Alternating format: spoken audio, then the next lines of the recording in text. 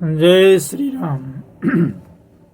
तो आए प्यारे भाई बहने, अभी तक हम लोगों ने ये श्रवण किया श्री रामचरितमानस की कथा कि याज्ञवल्क्य मुनि ने भरद्वाज मुनि को राम अवतार का 3 कारण बता चुके हैं। अब चौथे कारण में हम प्रवेश करते हैं कि किस कारण से प्रभु राम अवतार होता है। क्योंकि भगवान शंकर ने मोटे तौर से 5 कारण बताए हैं और वही 5 कारणों को याज्ञवल्क्य जी भरद्वाज मुनि को बैठ करके सुना रहे हैं प्रयागराज में। 10-12 बार कहता है कि श्री रामचरितमानस की रचना सबसे पहले हमारे भगवान शिव ने की थी और ये घनघोर कलयुग में गोस्वामी तुलसीदास ने शरणागत भाव से श्री रामचरितमानस की कथा कह रहे हैं। जैसा कि दास पिछले वर्णनों में सब बातें कह चुकी है। राम अवतार के चौथे कारण में भगवान शिव कहते हैं कि एक समय स्वयंभुव मनु और उनकी पत्नी शतरूपा, जिनसे मनुष्यों की अनुपम ये सृष्टि हुई, इन दोनों पति पत्नी के धर्म और आचरण जो थे बहुत अच्छे थे। आज भी वेद इनकी मर्यादा का गान करते हैं। कहते हैं स्वयंभू मनुवरी शतरूपा जीनित भय नर सृष्टि अनुपा दंपति धर्म आचरण का अजहु गाव श्रुति जिन्हें कैली का। कथा कहती है कि यदि आप अच्छे आचरण करते हैं, अच्छे धर्म करते हैं, अच्छे कर्म करते हैं, अच्छे विचरण करते हैं, तो आपको ये तन जाने के बाद भी सृष्टि पर वेद जैसे ग्रंथ नेति नेति कहकर इतना ही नहीं और भी होगा। मर्यादित तरीके से अनंत रूप में आपके गुणगान होते रहेंगे। बहुत से महापुरुष, बहुत सी माताएं हुई, उदाहरण से भरमार है हमारा संस्कार, हमारी सृष्टि, हमारी संस्कृति, हमारी देवभूमि, हमारा देश, ये देवताओं की भूमि रही है। जिनसे पहले सृष्टि दी स्वयं मनु और शत्रुपा, उनका गुणगान, उन्हीं के वंशज आज हम पूरे सृष्टि में मानव तन लेकर के भ्रमण कर रहे हैं। लेकिन दुर्भाग्य है कि हमें एक ही माता पिता के संतान होते हुए भी हमने अपने अपने में बांट लिया। कई पंथ बना लिया, कई मजहब बना लिया, कई शाखाएं बना लिया, कई विचार बना लिया, कई किनारे बना लिया, कई अलग अलग विचारधारा को बढ़ा दिया। दुर्भाग्य है कि इंसानियत लगता है कि खतरे में है, लेकिन ऐसा है नहीं। आज श्री रामचरितमानस उसी को फिर से समर्पण भाव से एक सूत्र में बांधने के लिए सामने उपस्थित है। जरूरत है उसे समझने की। हर मनुष्य को उसे पढ़ना चाहिए। हर इंसान को राम का चरित्र अपनी मानस पटल पर रामचरितमानस के रूप में धारण करना चाहिए। ये स्वयं भी मनु का कहना है। कहते हैं कि राम अवतार के चौथे कारण में ये मनु और शत्रुपा ढाल बनकर खड़े हैं। महर्षि मनु के ही पुत्र राजा उत्तानपाद हुए और उनके पुत्र हरि भक्त ध्रुव, जिन्होंने भगवान को प्रकट होने के लिए मजबूर कर दिया। देखिए यहां पर कथा एक और मोड़ लेती है। दास की जो समझ है कि एक ही कुल खानदान में, एक ही वंशज में प्रभु ने दो लोगों को दर्शन किया, लेकिन मार्ग अलग अलग है। जैसे मनु 23,000 वर्ष तक तपस्या किए, वो सामर्थ्य थे, उनमें ऐसी सामर्थ्यता थी कि हम अपने तपस्या के बल पर प्रभु को प्राप्त कर लेंगे। उस समय कुछ और था। लेकिन आने वाला समय में उन्हीं के वंशज, यूं कहिए कि पोता ध्रुव, जो 6 वर्ष की अवस्था में उन्हीं हरि को बुला लिया। वो कैसे? शरणागत भाव से। महर्षि मनु को यह विश्वास था कि हम तपस्या करेंगे, भगवान हमको मिलेंगे। लेकिन ये ध्रुव को विश्वास था कि हम समर्पित हो जाएंगे, शरणागत हो जाएंगे, भगवान हमें मिलेंगे। तपस्या में हम समर्थ नहीं है। तो मार्ग आज गोस्वामी जी ने वही तो बता रहे हैं कि आप शरणागत हो जाओ, शरण में आ जा, समर्पण में आ जा, मैं तेरी शरण हूं, वो बख्श लेंगे। कथा विचित्र है। तो दास ने जैसा बोला कि उत्तानपाद का पुत्र ध्रुव ने भी प्राप्त किया। चलिए आगे देखते हैं कि उन्हीं मनु के एक दूसरे छोटे लड़के, छोटे बेटे, जिनका नाम था प्रियव्रत, और प्रियव्रत की चर्चा वेद और पुराण भी करते हैं। उनकी पत्नी देवहूति सुंदर कन्या थी, जिनके गर्भ से कर्दम मुनि, देवहूति उनकी कन्या थी, जो कर्दम मुनि की प्यारी पत्नी हुई।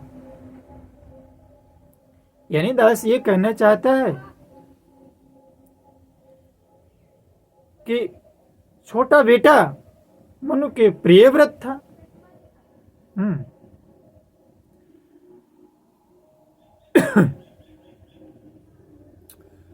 और प्रियव्रत भी बहुत धर्मात्मा थे, और देवहूति उनकी पुत्री हुई, जो कर्दम मुनि की पत्नी हुई, और उन्हीं के गर्भ से कौन?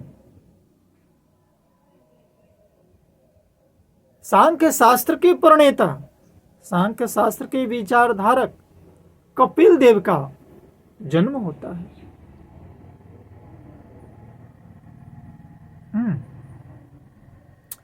तो इस प्रकार कहते हैं कि उनके वंशज कितने सामर्थ्यवान थे। खैर आगे देखते हैं। सोइन विषय विरागी भवन, बस देभा चौथे पन, हृदय बहुत दुख लागे जन्म, गयो हरि भक्ति बिनु। देखिए सब हुआ प्यारे भाई बहन, लेकिन महर्षि मनु और शत्रुपा कि जब चौथे पन आ गए ना, तो लंबे समय तक राज्य भोगने के बाद उनके हृदय में हरि की कृपा से ऐसी भावना प्रकट होती है दुख प्रकट होता है कि हमारे चौथे पन आ गए। अभी तक हमें हरि भक्ति के बिना जीवन बेकार चला गया, आखिर वैराग्य हुआ क्यों नहीं? चिंता है महर्षि मनु का कि वैराग्य क्यों नहीं हुआ, कहां कमी रह गई। तो इस प्रकार वैराग्य नहीं होने के कारण महर्षि मनु चिंतित है। तो मनु और शत्रुपा की कथा राम अवतार का बहुत बड़ा कारण बनता है। ध्यान से सुनेंगे इस कथा को। जब महर्षि मनु और शत्रुपा के हृदय में मन में वैराग्य की उत्पत्ति नहीं होती है तो वो जबरदस्ती जो है से अपने पुत्रों को अपना सारा राजपाट छोड़ करके चल देते हैं, सौंप देते हैं और अपने भगवान के भजन के लिए शरीर लेकर चल देते हैं। कहाँ? नैमिषारण्य एक जगह है, वो नैमिषारण्य अभी भी जगह है जो लखनऊ के पास में स्थित है। गोमती नदी के किनारे वो जगह है नैमिषारण्य, उत्तर प्रदेश राज्य में। वहां जा करके वो घने घोर तपस्या शुरू कर दी, भगवान का ध्यान शुरू कर दिया। वहां और पहले से भी बहुत से ऋषि मुनि तपस्या करते थे जिन्होंने उनके वलकल वस्त्र भी दिए। वे संत महात्मा के वलकल वस्त्र धारण कर लिया इस तरह का, और वे वलकल वस्त्र धारण करके और वहां पर नित्य पुराण की कथा सुनने लगे, अपने आप को वैराग्य को प्राप्त कर लिया है। और उन्हें एक मंत्र दिया गया ऋषि मुनियों के द्वारा, ओम नमो भगवते वासुदेवाय, ओम नमो भगवते वासुदेवाय। ये 12 मंत्र का उन्होंने जप करना शुरू कर दिया प्रेम सहित। भगवान वासुदेव के चरण कमलों में उन राजा रानी ने दोनों ही मंत्र को जपना शुरू कर दिया। तो देखिए ये कथा हमें किससे क्या आती है? सुनने से कुछ तो होगा नहीं, हमें आखिर हमको इस कथा से क्या मिल रहा है? तो देखिए 10 को जहां तक समझ है ना, यहाँ पर महर्षि मनु और शत्रुपा जो अपने आप को वैरागी बना करके और ये कथा संसार को ये संदेश देना चाह रहे हैं कि वो मनुष्य बड़े भाग्यशाली है, बहुत सौभाग्यशाली है, जो अपनी सामर्थ्य रहते जीते जी अपने इस संसार के झंझट को, जो माया जिसको कहते हैं ना, मोह और माया, या धन संपत्ति रुपया पैसा जितना भी गाड़ी बंगला घर मकान जो भी है, जो अपने को समझ रहे थे, जिन पे राजपाट चला रहे थे, समय रहते अपने बच्चों को, अपने आने वाली पीढ़ियों को, अपने पुत्र को पुत्रियों को सौंप दे, अपने आप को माया से मुक्त कर ले। यही तो मोह और माया है। बड़े भाग्यशाली है, बंधन में मत रखे। वो पिता बहुत भाग्यशाली होता है जो समय रहते अपने पुत्र को राजपाट चाबी देता, लो बाबू तिजोरी अपना संभारो। तो ये कथा हमें ये संदेश देती है, क्यों झंझट में पड़ना है? झंझट से छुटकारा पाकर राजा रानी 12 मंत्र का जाप करने ओम नमो भगवते वासुदेवाय गोमती नदी के तट पर नैमिषारण्य में अपने आप को रमा लिए। तो इस प्रकार कहते हैं कि वो निर्गुण अखंड अनंत आदि के जप करते, नेति नेति कहते हुए इतना ही नहीं और जप करे। इस प्रकार करके 6000 वर्ष बीत गए और 6000 वर्ष तक उन्होंने ऐसी तपस्या नहीं किया, ऐसे मंत्र का जप नहीं किया। वो बिल्कुल सिर्फ जल का आहार करते थे, बिल्कुल निराहार, सिर्फ जल पी करके रहते थे 6000 वर्ष तक। ध्यान देंगे, और 6000 वर्ष तक केवल जल पर रहे। उनके बाद जब जल भी छोड़ दिया, फिर 7000 वर्ष तक जो है केवल वायु पर रहे, कुछ नहीं, जल भी नहीं, सिर्फ सांस लेते थे, वायु का ग्रहण करते थे। और उनमें भी नहीं भाया तो अगले 6000 के वर्ष के बाद 10,000 वर्ष तक उन्होंने वायु को भी छोड़ दिया, बिल्कुल सांस को रोक लिया। तो 6 और 7 13, 13 10 23, यानी 23,000 वर्ष तक दोनों जो हैं से एक पैर से खड़े रहे। तपस्या का कारण उनका यह था, एक पैर पर खड़ा होकर के तपस्या करते थे। उनका अपार तप देखकर ब्रह्मा विष्णु और शिव जी कई बार मनु जी के पास आए, बहुत से प्रलोभन दिए, संसार के तमाम सुख संपदा, तीनों लोक 14 भुवन उनको रजिस्ट्री करने को तैयार हो गए कि हम, शिव जी कह रहे मैं शिव लोक लिख देता हूं, विष्णु जी कहते हैं मैं विष्णु लोक लिख देता हूं, ब्रह्मा जी कह रहे हैं हम ब्रह्म लोक लिख देता हूं। अब चाहते क्या है? मनु ने कहा कि नहीं। और जब तीनों थक गए तब उन्होंने कहा कि ठीक है, आप यदि ऐसा नहीं चाहते तो आप चाहते क्या है? कुछ वर मांगे, कुछ तो मांगे। लेकिन फिर भी वो तपस्या से ले गए नहीं, उनके हड्डियों का सिर्फ सांचा बच गया। और जब वो अपनी तपस्या से नहीं डिगे, जब सिर्फ कंकाल बच गया, तब उन्हें आकाशवाणी हुई कि हे महर्षि, अब तो वर मांगो। प्रभु सर्वज्ञ दास निज जानी, अनन्य तापस नृप रानी, मागु मागु बरु भय नभ बानी, परम गभीर कृपामृत सानी। वर मांगो। इस प्रकार जब आकाशवाणी हुई तो वो आवाज को जो ही सुने तो मुर्दों को भी जिला देने वाली ये सुंदर वाणी कानों के छेदों से होकर जो ही उनके हृदय में आती है, तब राजा रानी के शरीर ऐसे सुंदर और हिष्ट पुष्ट हो गए मानो अभी घर से आए। इस प्रकार उनका मन प्रफुल्लित हो गया, शरीर पुलकित हो गया। वे कानों को अमृत के समान लगने वाले वचन सुनते ही मनु जी दंडवत करके बोले, प्रेम हृदय में समाता न था। हे प्रभु सुनिए, आप सेवकों के लिए कल्प वृक्ष और कामधेनु है। आपकी चरण रज की ब्रह्मा शिव जी और विष्णु जी वंदना करते हैं। आप सेवा करने में सुलभ हैं तथा सब सुखों को देने वाले आप शरणागत के रक्षक, जड़ चितन के स्वामी हैं। आप हैं कौन?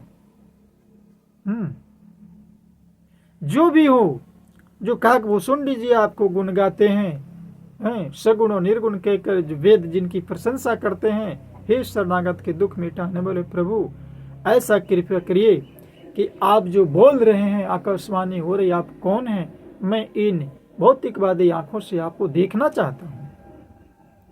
तो ज्यों ही शत्रुपा और मनु ने ये वचन बोले, भगवान जो ऐसे राजा रानी के कोमल विषय युक्त वचन बोल सुन करके द्रवित हो गए।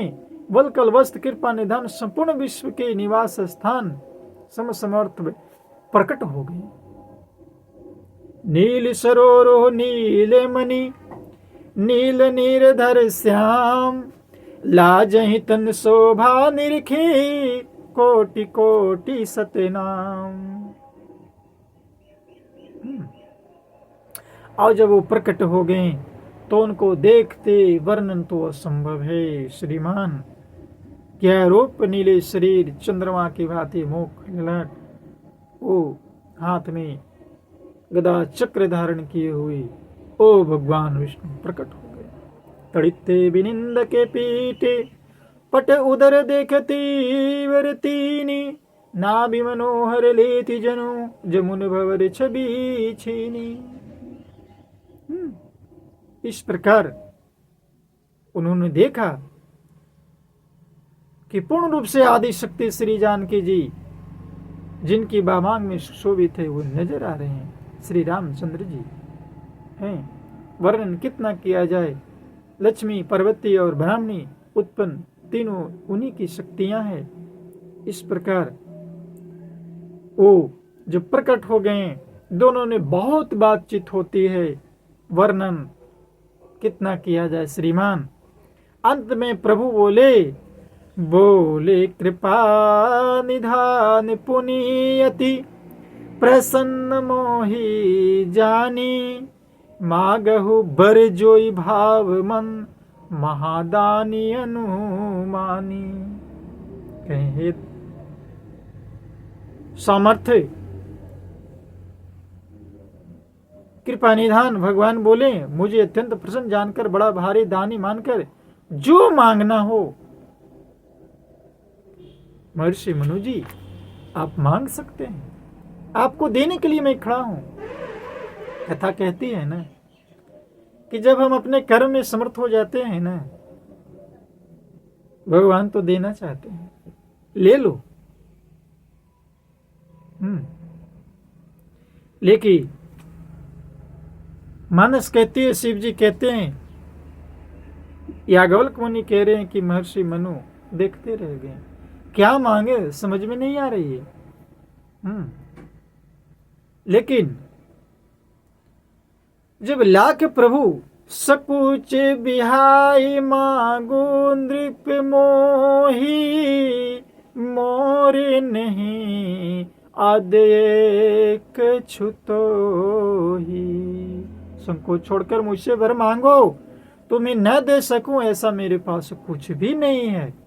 सर्व सामर्थ्य जब कहते हैं न कि दानी शिरोमणि कृपा निधि नाथ कहूं सती भाव चाहूं तुम्हें समान सुते प्रभूषण कवन दुराऊ। राजा ने कहा, हे दानियों के शिरोमणि कृपा निधान, हे नाथ, मैं अपने मन का सच्चा भाव कहता हूं कि मैं आपके समान पुत्र चाहता हूं। यदि देना चाहते हैं तो आपके समान मुझे पुत्र चाहिए और मुझे कुछ नहीं चाहिए। अब भगवान कहते हैं, आप सुसरी से खोजो कह जाई नृप तब तन हो बमया आई। देखी प्रीति सोनि बचन अमोले एवं अस्तु करुणा निधि बोले। एवं अस्तु, वर मिल गया। प्रभु ने कहा, हे राजन, मैं अपने समान दूसरा कहां ढूंढने जाऊं, क्योंकि मेरे समान दूसरा कोई है भी तो नहीं। अतः मुझे स्वयं आना पड़ेगा, मैं स्वयं ही आकर आपका पुत्र बनूंगा। शत्रुपा जी को हाथ जोड़ के देखकर भगवान ने कहा, देवी मां, तुम्हारी जो इच्छा हो तुम भी कुछ मांग लो। शत्रुपा ने कहा, हे प्रभु, हमारे पति राजा चतुर ने जो वर मांगा बस वही काफी है। रानी बड़ी चतुर थे, तो सोचा कि अरे वर तो राजा ने मांगा, लेकिन प्रभु जब पैदा लेंगे हमारे पुत्र के रूप में तो मेरे ही गर्भ से तो पैदा लेंगे, हमको मांगने की कोई आवश्यकता नहीं है। मांगन मरण समान है, जो मांगे वो भीख के, कहावत है, मांगन मरण समान। तो कहते हैं न कि कर्म के धुरी में जो समर्पण हो जाता है न, काम करते रहो, नाम जपते रहो, एक न एक दिन मिल ही जाएगा। तो इस प्रकार प्रभु ने वरदान दे दिया कि मैं आपके कोख से पैदा लूंगा। और वही जब एक कल्प में समय आता है तो राम के रूप में प्रकट होते हैं।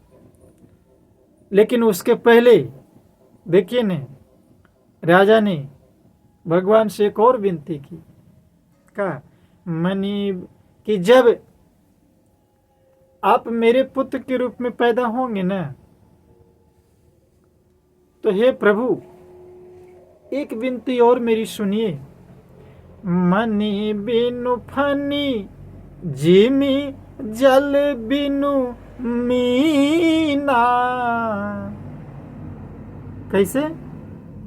मनी बिनु फनी जिमी जल बिनु मीना।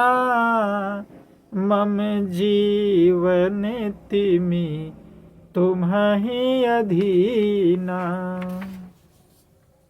कहते हैं कि जब मेरे पुत्र के रूप में आइएगा ना, तो आपके चरणों में मेरी वैसी प्रीति हो जैसे पुत्र के लिए पिता की होती है। मैं न जानूं कि आप भगवान हो, चाहे मुझे कोई बड़ा भारी मूर्ख ही क्यों न कहे। जैसे मणि के बिना सांप और जल के बिना मछली नहीं रह सकती, वैसे ही मेरा जीवन आपके अधीन रहे, आपके बिना न रह सके। बस ये दो, मणि बिना फणी। जैसा कि दास ने कहा कि मणि बिनु फनी जिमी जले बिनु मीना। यानी मणि के बिना सांप और जल के बिना मछली जैसे नहीं रह सकते, वैसे ही मैं न रह सकूं। मैं आपको पुत्र मानूं, भगवान नहीं। प्रभु ने कहा ऐसा ही होगा। राजा ने प्रभु के चरण पकड़ लिए। भगवान ने कहा ऐसा ही होगा, ये भी होगा। कितना भाग्यशाली थे दोनों। अब प्रभु ने कहा कि ठीक है, अब तुम दोनों जाओ और इंद्र की देव की राजधानी अमरावती में जाकर वास करो। हे तात, वहां स्वर्ग के बोझ से भोग भोग कर कुछ साल बीत जाने पर तुम अवध के राजा होगा। वही अवध के राजा दशरथ महर्षि मनु हुए और शत्रुपा मां कौशल्या हुई, और वहीं पर राम के रूप में पुत्र पैदा होगा। मैं तुम्हारा पुत्र के रूप में जन्मूंगा। इस प्रकार ये राम जन्म के चौथे कारण है। मेरा प्रण सत्य है, सत्य है, सत्य है। 3 बार प्रभु ने कहा, और ऐसा कहकर वो अंतर ध्यान हो। याज्ञवल्क्य जी कहते हैं, हे वृद्धराज, इस प्रकार पवित्र इतिहास को शिव जी ने पार्वती जी से कहा।